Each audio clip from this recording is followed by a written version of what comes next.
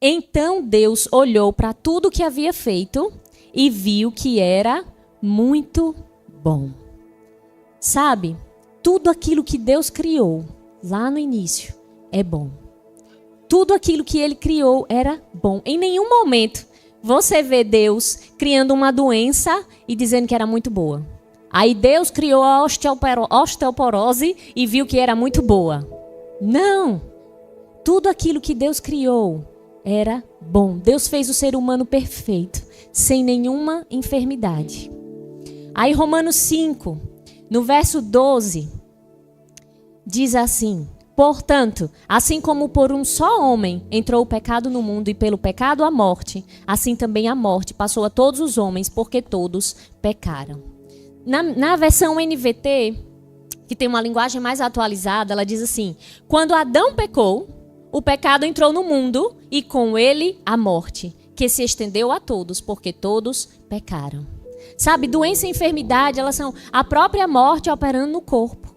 E o pecado foi a porta aberta que permitiu que a doença e a enfermidade entrassem. Então, doença chegou no mundo quando o homem pecou. Porque doença é uma das consequências físicas do pecado. Mas sabe, o que a gente precisa entender é que a doença e a enfermidade, elas são obras do diabo e não de Deus. Há muitas pessoas que acreditam que Deus usa a doença, a enfermidade como estratégias para ensinar pessoas, ou para mostrar algo, ou para provar o seu poder. Mas a gente vai ver na palavra hoje. E eu creio, meus irmãos, que isso vai fortalecer a nossa fé. Que a doença e a enfermidade não são de Deus. Amém? Vamos começar lá em Lucas 13. Você pode abrir? Eu vou esperar vocês abrirem. Lucas capítulo 13, no verso 10. A gente vai ver Jesus chamando a enfermidade de cativeiro de Satanás. Olha só o que diz. Certo sábado, quando Jesus ensinava numa sinagoga, apareceu uma mulher enferma por causa de um espírito impuro. Andava encurvada, havia 18 anos e não conseguia se endireitar. Ao vê-la, Jesus a chamou para perto e disse: mulher, você está curada de sua doença. Então ele a tocou e no mesmo instante ela conseguiu se endireitar e começou a louvar a Deus. E aí vocês vão ver as pessoas reclamando, os estudiosos da lei na época reclamando porque ele tinha feito uma cura no sábado. E aí no verso 16 ele responde: por que motivo não se devia livrar deste cativeiro em dia de sábado esta filha de Abraão, a quem Satanás trazia presa há 18 anos? Então a gente está vendo a Bíblia mostrando Jesus chamando a doença que estava cometendo aquela mulher de cativeiro de Satanás. Era ele quem estava prendendo a mulher naquela doença por anos e anos. O livro de Jó, quando você lê, você vai ver que foi o diabo quem feriu Jó. No livro de João, no Evangelho de João, no capítulo 10, no verso 10, esse verso que é bem conhecido, diz que o ladrão vem para matar, roubar e destruir. Então, doenças e enfermidades, elas roubam.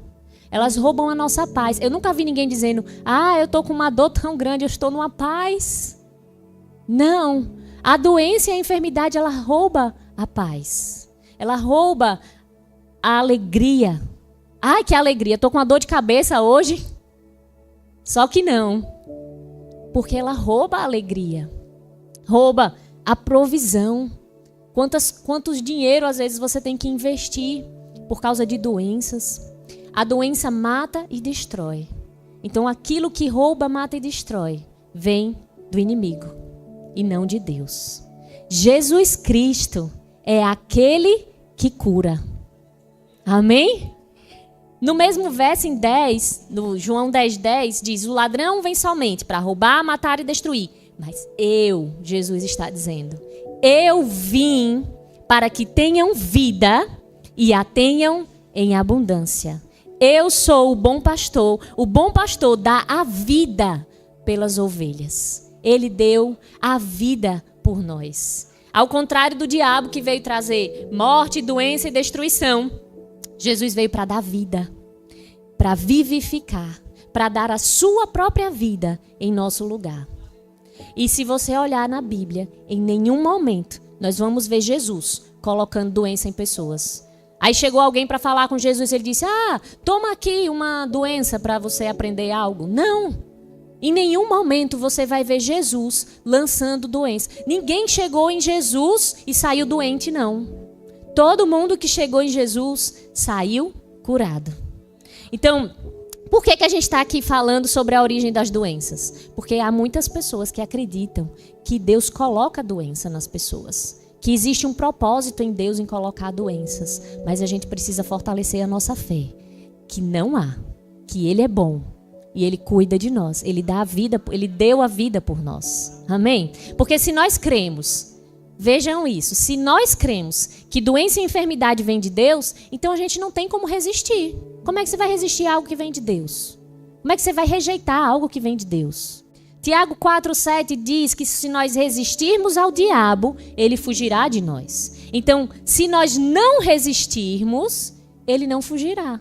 E aquilo que ele produz, a doença, a enfermidade, a destruição, também não fugirá, vai ficar. Mas a Bíblia nos dá respaldo para a gente resistir. E se a gente compreender a verdade da palavra sobre o amor e a bondade de Deus para nós, o diabo ele não vai poder nos enganar a respeito da vontade de Deus para curar. Amém? Sabe, eu estava relendo, né? Eu tinha esse livrinho aqui, Não Culpe Deus, mas eu presenteei uma pessoa. Inclusive, ele é um livro muito bom, ele custa bem baratinho, é menos de R$10. Tá lá no nosso Verbo Shop, você pode adquirir e abençoar pessoas que talvez estejam passando também por esse tipo de pensamento ou por uma situação de enfermidade. E eu já tinha ele, eu comprei de novo essa semana para poder reler. E o irmão Reagan, ele fala aqui nesse livro que o seu processo de cura começou quando ele entendeu a verdade da palavra. Ele fala que na mente dele tinha muitos questionamentos, porque ele nasceu prematuro, com uma má formação no coração, e ele não pôde ter uma infância normal como as outras crianças. E ele passou 17 anos doente. E com 17 anos ele ficou 16 meses confinado em uma cama, e os médicos só aguardavam a morte chegar.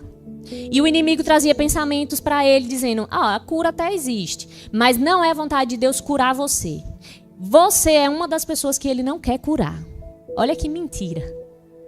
E aí as pessoas diziam para ele, as pessoas queriam ajudar, né? Viam ele sofrendo, diziam, olha, essa enfermidade é uma obra de Deus, fique tranquilo que daqui a pouco passa, daqui a pouco acaba, dizendo que ele ia morrer, né? Mas ele não se conformava. Então o irmão Reagan encontrou a resposta para os seus questionamentos quando ele viu Atos 10, no verso 38, que a gente vai colocar os nossos olhos agora. Você pode abrir comigo? Acharam no telão, né? Tá todo mundo olhando para frente. Todo mundo acharam? Uhum. Atos 10, 38. Como Deus ungiu a Jesus de Nazaré com o Espírito Santo e com poder, o qual andou por toda parte, fazendo o bem e curando a todos os oprimidos do diabo, porque Deus era com ele. Quando ele leu esse versículo, ele entendeu, ele descobriu que o opressor dele era o diabo, não era Deus. Foi o diabo quem provocou todo o mal e toda a doença na vida dele. Mas Jesus é o libertador. Jesus é aquele que doou a vida. Jesus é o Salvador. Jesus é Deus manifesto em carne. E a palavra de Deus foi o remédio na vida do irmão Reagan. É um testemunho poderoso. E ele viveu, ele entendeu isso, ele recebeu a cura pela fé. E não existiam muitas igrejas ministrando sobre cura na época. Ele nunca tinha ouvido uma ministração sobre isso. Mas a palavra de Deus foi o remédio. Inclusive tem até um livro dele que fala, a palavra de Deus, um remédio infalível. E ele viveu uma vida longa. Ele casou, teve filhos. Inclusive nós estávamos a semana atrás participando da conferência que o filho dele estava ministrando. O irmão Kenneth Reagan, é o mesmo nome, né? Só mudou o nome do meio. Mas ele estava lá, o filho dele, vivendo o legado da vida dele, um legado de uma vida de fé. E ele faleceu com 86 anos de idade, contra todo o relatório médico. Ele veio falecer em ditosa velhice. Amém? Então nós não vamos culpar a Deus pelas coisas ruins que acontecem. A Bíblia diz que Jesus curava, a gente leu agora, porque Deus era com ele. Ele não estava contra Deus, Não estava Deus botando doença e Jesus tirando. Porque nós vemos que Deus e Jesus, eles são um só. E, por exemplo, tem um momento na Bíblia em que Jesus repreende uma tempestade no barco com os discípulos. Vocês lembram desse momento? Pois é, ele repreendeu a tempestade. E Jesus, ele não fazia nada contra Deus. Aquela tempestade não foi enviada por Deus. Porque ele mesmo disse, um reino dividido não subsiste. Se Jesus estivesse trabalhando contra Deus, não haveria o reino de Deus. Estão me acompanhando? Então, Jesus, ele fazia tudo, porque Deus era com ele, concordando com ele. Olha o que diz João, capítulo 14, no verso 8. Filipe pergunta assim a Jesus. João 14, 8. Replicou-lhe Filipe, Senhor, mostra-nos o Pai, e isso nos basta. Disse-lhe Jesus, Filipe, há tanto tempo estou convosco, e não me tens conhecido? Quem me vê a mim, vê o Pai. Como dizes tu, mostra-nos o Pai? Não crês que eu estou no Pai e que o Pai está em mim? As palavras que eu vos digo, não as digo por mim mesmo, mas o Pai, que permanece em mim, faz as suas obras. Então, as obras que Jesus fazia na terra, era o próprio Pai fazendo. Jesus, ele revelou o caráter do Pai. Ele revelou o caráter de Deus na terra. E eu sei que desastres naturais acontecem. Eu sei que maldades acontecem nesse mundo. Coisas que a gente fica assustado de ouvir. Eu sei que aconteceu a pandemia. Mas nada disso foi a vontade de Deus. Essas coisas são resultado de um mundo caído, de um mundo mal cuidado e de um mundo que jaz no maligno. É isso que a palavra diz, o mundo jaz no maligno. E eu estava ouvindo uma aula do Rema esses dias, né? Estudando sobre cura. E eu estava ouvindo a aula do professor Saulo Stan.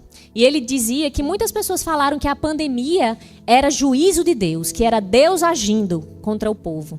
E aí ele dizia para a pessoa, olha, se for Deus agindo, então nem tome remédio, nem tome vacina.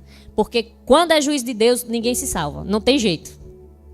Ninguém escapa, porque operando Deus, quem impedirá? Mas Deus, ele é bom. Ele está no alívio. Ele está na solução. Ele está na cura das pessoas. Amém? A Bíblia chama de Satanás de o Deus desse século, que cegou o entendimento das pessoas. E, de fato, ele tem um domínio ainda sobre o mundo. E por isso coisas ruins acontecem, mas não é a vontade de Deus. E nós estamos nessa terra como filhos de Deus para manifestar o céu na terra. Amém? Para fazer a vontade de Deus acontecer na terra. Esse é o nosso papel como igreja, como corpo de Cristo. Jesus está assentado à direita do Pai, mas nós somos o corpo de Cristo, que vamos até onde Ele deseja que nós vamos, para fazer a sua vontade, para alcançar as pessoas. Amém? Para fazer a vontade de Deus operar nessa terra. Então, eu quero incentivar que a gente hoje entenda, não podemos questionar a Deus. Quando alguém questiona Deus, achando, acho que Deus não se importa, está demorando muito para acontecer. Isso é uma afronta para Deus. Sabe, naquela mesma tempestade, quando os discípulos foram acordar Jesus, eles disseram assim para Jesus, Jesus, você não se importa que a gente pereça? Jesus não gostou, não. Jesus repreendeu os discípulos. Porque aquilo era falta de fé, falta de confiança no amor de Jesus. Claro que Jesus se importa. Jesus ama. Amém? Então, quando a gente questiona Deus, é uma afronta. É como se a gente estivesse dizendo, Deus, você não me ama, não? Não está vendo que eu estou sofrendo? E questiona. A pessoa que está questionando a Deus é porque ainda não entendeu o quanto Ele nos ama. Deus é amor. Amor da doença? Não. Amor da enfermidade? Não. Deus é amor. E Ele nos amou de tal maneira que Ele enviou Jesus para nos resgatar da maldição, para morrer em nosso lugar, para pagar o preço, para que a gente não ficasse mais doente, para que a gente não morresse mais espiritualmente. E Ele não queria nos ver sofrendo. E por isso ele pagou um alto preço. Isso é amor. Então, quando a gente entende o quanto Deus nos ama, aí a gente vai parar de questionar. Não, Deus me ama. O meu futuro é melhor do que hoje porque Deus me ama. Ele está cuidando de mim. Ele deseja me ver sarado. E questionar se ele quer lhe curar significa que você não conhece o quanto ele te ama, porque ele te ama sim. E ele quer ver você curado, andando em saúde divina, andando em vida abundante, como Jesus disse que ele veio para que a gente pudesse andar. Amém? Então não questione a Deus, somente creia. Diga a Deus que você continua crendo nele, confiando nele, independentemente do quadro natural. Se o quadro natural ainda não mudou, ainda assim, você continua confiando nele, confiando no amor dele, confiando na bondade dele. Amém? Aleluia. Sabe, cura é parte do plano da redenção. Gálatas 3, no verso 13, diz... Vocês vão abrir ou vão ler ali?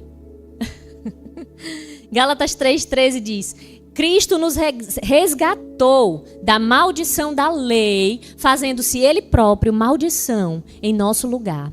Porque está escrito: maldito todo aquele que for pendurado em madeiro, para que a bênção de Abraão chegasse aos gentios em Jesus Cristo, a fim de que recebêssemos pela fé o Espírito prometido. Sabe, a maldição da lei, ela está descrita lá no livro de Deuteronômio. Deuteronômio é um livro da Bíblia, gente. Está dentro do Pentateuco, o 5º livro da Bíblia, dentro do Pentateuco. E Deuteronômio, ele descreve lá qual era a maldição da lei. E quando você vai ver, ela está relacionada a pobreza, doença e morte. Essa era a maldição da lei. E em Jesus, a Bíblia diz que nós estamos livres da maldição. Em Jesus, nós somos descendentes espirituais de Abraão. É o que está escrito aqui. Olha só o que diz no verso 26. Pois todos vós sois filhos de Deus mediante a fé em Cristo Jesus. Porque todos quantos fostes batizados em Cristo, de Cristo vos revestistes. Dessarte não pode haver judeu, nem grego, nem escravo, nem liberto, nem homem, nem mulher, porque todos vós sois um em Cristo Jesus. E se sois de Cristo, também sois descendentes de Abraão e herdeiros, segundo a promessa. Porque quando você vai ler a maldição da lei, existia a lei que Deus falava ao povo: olha, se vocês procederem bem, conforme a lei, vocês vão receber todas as bênçãos. Mas se vocês forem contra, se vocês forem andarem em pecado, vocês vão sofrer essa maldição. E a Bíblia diz que Cristo nos resgatou da maldição da lei. Algumas pessoas costumavam dizer: ah, não, mas essa maldição de curar, de tudo, é só para os judeus. Mas não, a Bíblia está nos revelando que foi para que a bênção de Abraão chegasse aos gentios. Gentios é aquele povo que não é judeu, porque Deus quis salvar a todos. Amém? Então a cura é para todos. É para todos aqueles que possuem uma aliança com Deus por meio de Jesus. Todos esses têm direito a andar em saúde divina, a andar em cura divina. Aí talvez você pergunte: entendi. Mas por que então que algumas pessoas não são curadas? Pergunta para o seu irmão: por quê? A Bíblia diz que todos que vieram até Jesus foram curados. Então a gente percebe que há uma necessidade de buscar e de crer. Assim como a Bíblia fala que Deus deseja que todos sejam salvos, mas nem todos são salvos, porque nem todos vêm até Jesus.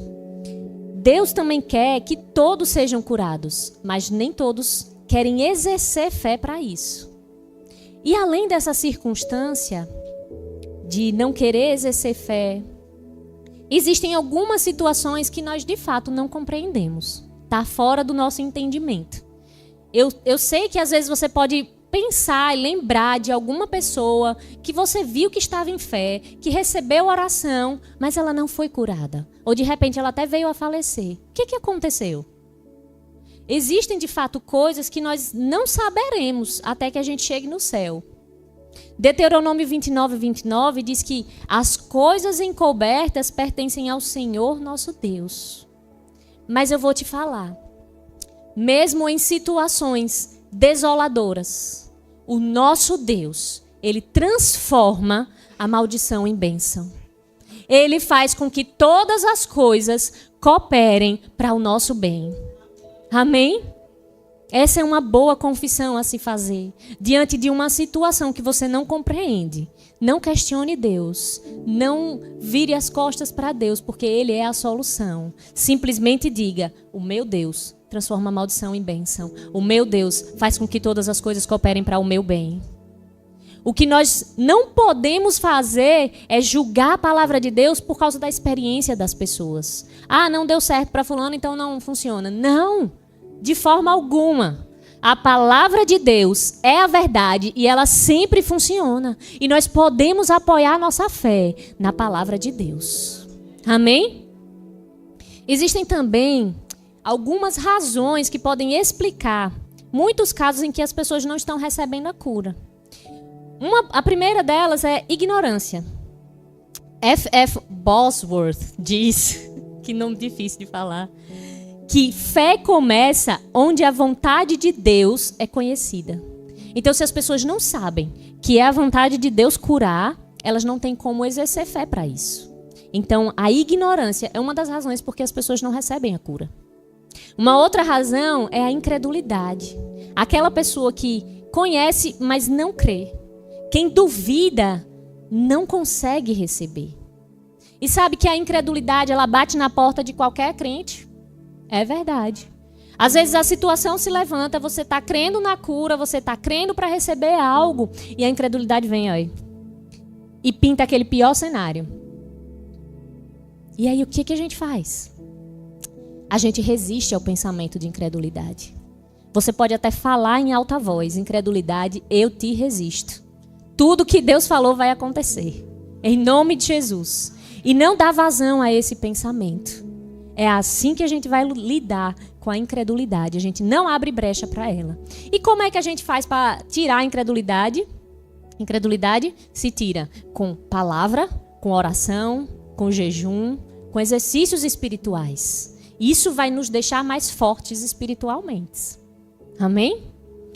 Uma outra situação que impede as pessoas de receber a cura, muitas vezes, é o medo. O medo é a fé no pior. Sabe, a Bíblia fala da história de Jó, e Jó, ele tinha medo de que essas coisas todas acontecessem com ele, então ele abriu a porta para o medo. Mas a Bíblia diz que Deus não nos deu espírito de medo. Então, quando o medo vier, nós podemos resistir. Amém? Você pode dizer, medo, eu te resisto. Em nome de Jesus. Deus me ama, a palavra de Deus funciona. Você tem que falar em alta voz. Exercer fé. Colocar a sua fé em operação. Sabe, a Bíblia diz em 1 João que o perfeito amor lança fora o medo. Então, como eu estava falando um pouco antes, se você entender o quanto Deus te ama, você não vai temer. Ainda que você ande pelo vale da sombra da morte, você não vai temer, porque quem conhece o amor de Deus sabe que não precisa temer, Ele está cuidando. Amém? Uma outra situação que impede pessoas de receber cura é a mágoa. Sabe que quem anda em mágoa está deixando de andar em amor, não está discernindo o corpo de Cristo. Os irmãos, outras pessoas, está abrindo uma brecha. A falta de perdão. E a gente pode corrigir isso, porque a Bíblia diz que o amor de Deus, o amor ágape, ele foi derramado em nossos corações. Nós somos capazes de perdoar. Não vamos abrir a mínima brecha para criar nenhuma raiz de amargura que afasta do Deus vivo. Amém? E ainda contamina outros. Nós temos o poder dentro de nós para perdoar. Aleluia. Uma outra situação que impede pessoas de receberem cura é o próprio pecado e a desobediência. Porque se a pessoa está se submetendo ao diabo, ela não vai ter autoridade para resistir às obras dele. ela está andando fora da vontade de Deus. Quando a gente ministra para as crianças, a gente explica que é como se tivesse o guarda-chuva da proteção. Quando a gente sai do guarda-chuva, não tem a proteção. Então, quando a pessoa anda em pecado e desobediência, ela não tem como desfrutar de todas as promessas de Deus. E um último ponto que eu queria falar hoje sobre situações que impedem de receber a cura é a quebra de leis naturais, a quebra de princípios. Porque quem aqui já percebeu que o nosso corpo ainda não foi glorificado? Amém? Pois é, o nosso corpo não foi glorificado, então a gente precisa de descanso, a gente precisa de uma boa alimentação, a gente precisa de exercício físico. Eu posso ouvir um amém, igreja? A gente não pode exercer fé contra a quebra de princípios. Por exemplo, comer demais faz mal para a saúde. Desregula as taxas todas lá. Mas a pessoa vive comendo açúcar além da conta. E isso pode provocar doença. Vive tomando chuva em dia frio. Não respeita os limites do corpo, se cansa, vai além do que poderia. Tudo isso pode provocar um estresse, uma doença, baixa imunidade, por causa da quebra de princípios naturais. Então a gente vai seguir o bom senso, amém? Vamos cuidar do nosso corpo e vamos também cuidar do nosso espírito, alimentá-lo com a palavra de Deus, porque aí a gente vai ter o nosso espírito forte para resistir no dia mau. Fortaleça seu espírito, que vai ser mais fácil controlar o seu corpo e não quebrar princípios. Amém? Aleluia.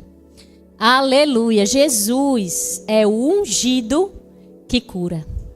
A Bíblia nos revela Jesus como libertador e não como destruidor da humanidade. 1 João 3:8 diz: para isto se manifestou o Filho de Deus, para destruir as obras do diabo. Sabe que o que foi profetizado pelo profeta Isaías estava se referindo a Jesus. Eu queria que você abrisse comigo lá em Isaías 53. Isaías 53. Vocês estão recebendo algo? Eu creio que nós estamos gerando fé, fortalecendo fé em nossos corações sobre a vontade de Deus para a cura. Esse é um princípio basilar. Não dá para a gente avançar em outros assuntos sem antes entender que é a vontade de Deus curar. Isaías 53, verso 4, diz: certamente Ele tomou sobre si as nossas enfermidades e as nossas dores levou sobre si. E nós o reputávamos por aflito, ferido de Deus e oprimido, mas ele foi transpassado pelas nossas transgressões e moído pelas nossas iniquidades. O castigo que nos traz a paz estava sobre ele, e pelas suas pisaduras fomos sarados. Sabe, Jesus, a Bíblia revela, ele curou a todos que chegaram até ele. E esse mesmo verso de Isaías 53, ele é citado pelo apóstolo Pedro. Pedro fala que Jesus levou sobre si os nossos pecados e as nossas doenças. E eu vou ler para vocês. 1 Pedro 2, no verso 21. Diz assim: portanto, para isto mesmo fostes chamados, pois que também Cristo, ele está falando de Cristo, sofreu em vosso lugar, deixando-vos exemplo para seguirdes os seus passos, o qual não cometeu pecado, nem dolo algum se achou em sua boca, pois ele, quando ultrajado, não revidava com ultraje, quando maltratado, não fazia ameaças, mas entregava-se àquele que julga retamente. 24. Carregando ele mesmo em seu corpo sobre o madeiro os nossos pecados, para que nós, mortos para os pecados, vivamos para a justiça. Por suas chagas fostes sarados. Cura é a vontade de Deus. E veja que ele está falando no passado. Você já foi sarado, porque Jesus já fez. E Jesus já pagou o preço. Jesus já morreu. Já está disponível. Amém? E veja, ele diz: pelas suas chagas, pelas suas feridas, fostes sarados. O que é que se sara? É pecado? Não, pecado se perdoa. O que Jesus sarou foram as nossas doenças. Sabe que o sofrimento de Jesus, ele foi duplo? Jesus teve um sofrimento espiritual, um grande sofrimento espiritual, para nos livrar do pecado. E Jesus também teve um grande sofrimento físico. Se você já assistiu alguma Paixão de Cristo, se você leu o Evangelho de Lucas, que detalha bem detalhadinho tudo que Jesus passou. Jesus chegou ao nível de suar sangue lá no Getsêmani. E esse sofrimento físico foi para nos livrar das doenças e das enfermidades. E essas enfermidades e dores que Jesus levou sobre si eram físicas. Eu quero que você abra mais um texto comigo. A gente está caminhando para o final. Mateus 8, verso 16. Abra comigo lá para você ler, por favor.